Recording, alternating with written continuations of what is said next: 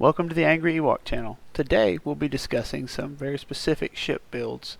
This is not something I typically do because I like to make the focus of my channel about tactics, not so much the particular builds that are being used as understanding the broad concepts that are at work in Armada. But for today, just for a quick video, something to maybe pique your interest or maybe give you an idea to try something out, we're going to do some specific ship builds that I've seen or tried and thought were interesting. So I figured we'd start off with my personal favorite ship, and a ship that I'm known for using. People call it the Giga Drill, for my using it at the Gigabytes Cafe in Atlanta, Georgia, and a lot of my tournaments there, and primes and such. It's built around an Admiral Akbar Admiral. The rest of these fleets ships aren't tied to an Admiral, but to understand why it works this way, you kind of need the Admiral in there. But it's Intel Officer, Kakin and Sholin, electronic countermeasures, and slave turrets. And typically what this ship is designed to do is one thing, is to shoot out of its side arc for 6 red dice and reroll everything that it wants to with Kakin and Sholin, and put Intel Officer on it so it really punishes one particular defensive token. It is exceptionally good at shooting ships at long range that have one brace token or only one redirect token. For example, if you're shooting a CR-90, they have two evades, you're not going to get any traction there. You might as well Intel the redirect and reroll all your dice that aren't damage for damage. Because what you're trying to do is you're trying to hand them 6 damage, Intel on their brace, and see what they want to do with it. A lot of times when you're rolling 6 dice, you have a 6 out of 8 chance of rolling a natural double as well. So it's not uncommon to shoot and hit 7 damage with this ship, which is pretty impressive for a medium base. And the big key, I think, to using this ship is you want to be shooting it first. Usually I have CR-90s and squadrons and other things backing it up, but you want this to be the first thing to hit the enemy ship, the enemy capital ship. Like you hit a Star Destroyer with this thing for 6 to 7, intelling his brace. That's a big at the top of the round, because Intel's no good against red tokens. It's only good against green tokens.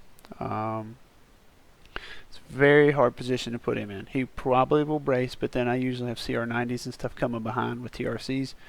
They're doing 3 to 4 damage every shot, and without a brace, that's 3 to 4 damage getting home. And so that's pretty impactful.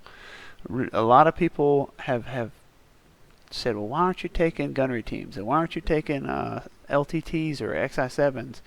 Well, that has a lot to do with play testing my fleet. And a lot of the times the way I fly the fleet is it focuses in on one portion of the enemy. It isolates and destroys one section at a time. And so the gunnery team very seldom would trigger. And the number of times that I wasn't able to get the kill on something because I didn't roll well with gunnery teams was pretty important and pretty significant, and the reliability of being able to reroll those dice with Kakin and Sholin was much more telling. And if you're going to get to reroll as many red dice as you want to add as many red dice as you can to that pool. So concentrating fire is not out of the question. But typically I do other things because navigation should be your default. But slave turrets adds and gets me to that 6th red dice, which is a nice number to be at, because then the more dice you throw, the more accuracy chances you have, the more double chances you have, the bigger spike potential that you have. So that's the ship. It is actually very good against onagers, because it can evade, it can brace, it has ECM, so it can get through that. Even an Intel Officer onager must pick either the brace or the evade, and will likely try to accuracy the other one and then leave the redirect. I think the brace, redirect, evade token suite is amazingly good, especially now on a speed 3 target that can close quickly. And ECM ensures that you're going to get to use one of those 2 tokens. So this thing can reliably take a shot or 2 from an onager at extreme or even long range and be feeling pretty good about itself. I find that it benefits a great deal from obviously having an engineering token on it to refresh the ECM. So I usually have a ComSat flotilla in the list somewhere, but also the CommsNet token is very useful for redirecting, because a lot of time manually redirecting, because a lot of times you're going to be showing your side to the enemy and you have a 3 shield side that never sees combat, and so the ability to move shields from the far side to the relevant side can really pay dividends, because by isolating the enemy fleet, you know which direction the fire is coming from and you can react accordingly. So very good ship. I strongly recommend it. Something that I have played over and over and over again. I have received lots of questions about how to beat onagers and how to beat Sloan, and while I am no expert, I think it's an indicator of where the meta is and where the community is. They're frustrated with onagers, they're frustrated with Sloan, and quite honestly, the one that I fear the most is something built along the same lines as what you see above me. The testbed onager, or the Star Destroyer, but the testbed is a little bit cheaper and has more red range threat. Intel Officer, I think, is again key here, because it allows you to kind of double down on the effectiveness of veteran gunners and ordnance experts, and we'll get to that shortly. So the way this ship shoots, and obviously Cataclysm is a big part of this as well. The way this ship shoots is it'll take its shot, fishing normally for accuracies, and depending on how you roll with that initial salvo of accuracies, and depending on what you're shooting, you may spend them as needed to lock out whatever tokens you need to do. Also, you have to spend Intel Officer as soon as you roll those dice, so you don't get the benefit of rolling, spending accuracies, veteran gunnering, and then Intel Officering. Intel Officer must be done before any dice modifications are done. So that's just the timing window. That's how it works. So you take the shot, you pick your intel, you spend accuracies as you want to. If you don't like the shot, you can veteran gunners and throw them all again. And then once you're done with that, you can ordnance expert to your black dice if you're in black dice range. So it's a pretty good amount of dice fixing. With the Intel Officer, I think it really helps it stick, because against single evade ships, you know, they're probably going to discard it anyway, but against a single brace token ship, that's a big deal. It keeps, it really hurts larges, because larges don't typically have an evade. They typically have one brace.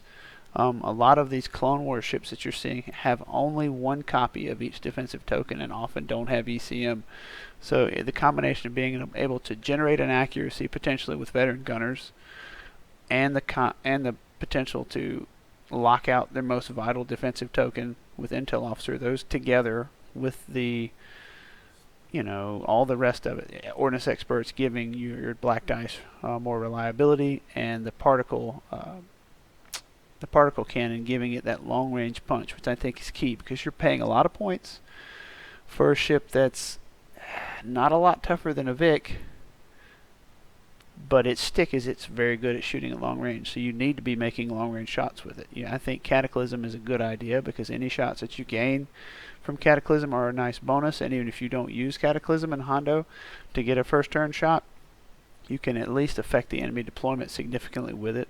So I think if you're going to be taking this ship, you need to be leaning into Cataclysm, because it's just too integral to what this thing can do to the battlefield.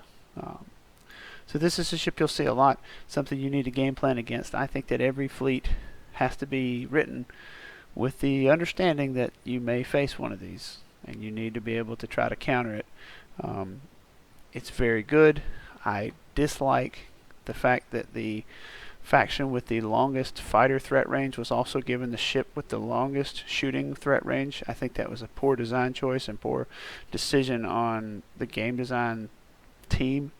I think that they should have picked one or the other, but giving one faction both of those tools inside the same faction, and then not making it a unique ship so people can spam it if they wanted to, was a bad play. But this is not a game balance discussion. This is a discussion about the ship. But just my 2 cents. I wish that they would say, hey, this is an experimental ship. It is unique. You can only take one onager in your fleet, because it's a science project. It's not a mainline battleship. Going on to the Separatists, I like the Munificent class comms frigate, and I've seen this done really well with Wat Tambor. Link Turbo Laser Towers and the Salnador title.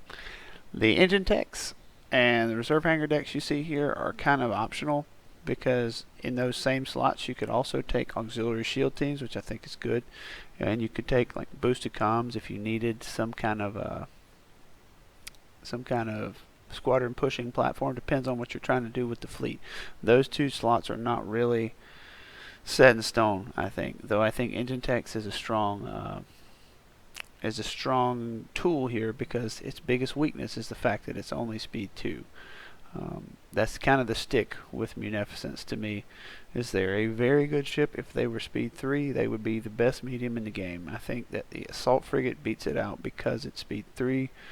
But I think the Munificent is still one of, if not the second best medium in the game, due to its red flak dice, its desire to take LTT to combo into its salvo, to combo into its red arcs front and side, to combo into its red flak. It just, all that just gels so well. The Salnador title for 5 points gives it the ability to use any of its tokens as an evade. It's kind of like reactive gunnery for an evade. And in a world of onagers, in a world of CR90s, that is a big deal. You're adding another token that allows you to reduce damage. Braces reduce damage, redirects do not, salvos do not. You're creating another token that reduces damage. It's an amazing title. I think the first Munificent you take every time should have this on it for that reason alone. And then we get to Wat Tambor. And Wat Tambor is an officer. He works off of repair tokens, and he can allow you to do as much as 10 engineering a turn with this title. If you've got a token and you reveal an engineering dial, you got 6 engineering, and then he can grab 2 shields from a hard cell nearby, or grab 2 shields from the back of your ship or somewhere that's not really in danger, to create 4 more engineering. You go up to 10 engineering, and you can do all kinds of things with the 10 engineering. And so it kind of gets around the lack of ECM. I don't really think ECM is necessary or that big of a deal on a Munificent, to be perfectly honest. I think thermal shields might be worth taking here shortly, but before the Separatist larges come out, this has had to function as the Separatist flagship, the mainline bruiser that does all of the work. And if you want to protect your admiral, this is the way to do it. And the surprise of it doing 10 engineering and then turning right around and being able to do 8 engineering the next turn is something that most people are not prepared for out of a medium-based ship. For less than 100 points, you're talking about something that's very tough to kill and hurt and pings you back every time you shoot at it with its salvo, and is grinding you down from range with its red dice, and it's very reliable red dice. And typically, you're going to take Kraken here, so those red dice are even more reliable. So it's a very good attrition ship. Doesn't do a lot of burst damage. And it's also a nice platform for the reserve hanger deck option, which I really like. So I think you'll see a lot of this. Obviously, this is not news to anybody, but for less than 100 points, very solid ship. If you have not played against this, just be aware. You had better have a good plan for Wat Tambor. Do not engage him unless you have several arcs and good angles to bring him down, because the worst thing you can do is to commit on a Munificent and think you've got it, and then he engineers away and prevents those points from getting into your bank account. He's much better than I think a lot of people understand the first time they read his card. And like I said, Munificence, their weakness is that they're slow moving, and in a world of onagers, that's a problem. But the Sound the Lore title works wonders for that, and navigating and engine teching can get you there as well.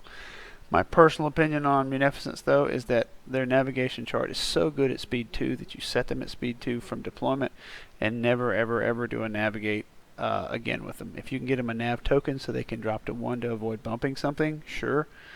But other than that, I think you concentrate fire or engineering or squadron or whatever you need to do. If you're taking Wat Tambor, you do engineering every single time, and you just make it really tanky, because it doesn't need that 4th click at speed 2 to really function most of the time. Last but not least, we have the Grand Army of the Republic and the Navuta B. So this is a squad pusher through and through. It's what the Vic 1 should have been, basically. And it's got flight controllers, boosted comms if you feel like you need the range, hyperspace rings if you don't a lot of times, or reserve hangar decks. And then expanded hangar bays, that gets you to a native squad 4. Then you've got link turbo laser towers is really good both for the flak shots and the red dice side and fronts. I think ordnance pods is fast becoming the thing you go to here because it's a squad pushing ship, and so if your ship can support your squadrons, they can win the air war faster, and then you can start putting those squads to work on their ships. We also have the clone navigation officer here, and he's there not necessarily to support other ships, but to get you the token that you want to make sure you're pushing 5 squadrons a turn, and that gets you, 5 activations of flight controllers. That gets you 5 activations potentially of Navuta B if you're using 5 generics.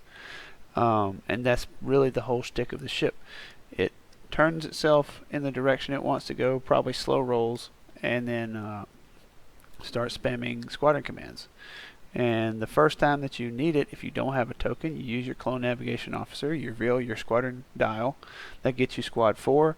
You tap this guy and you happen to be a friendly ship at distance 0 of yourself. So you take a squadron token from clone navigation officer. So then you activate 5 squads, and they all benefit from flight controllers. They all benefit from the Navuta B if they are generics.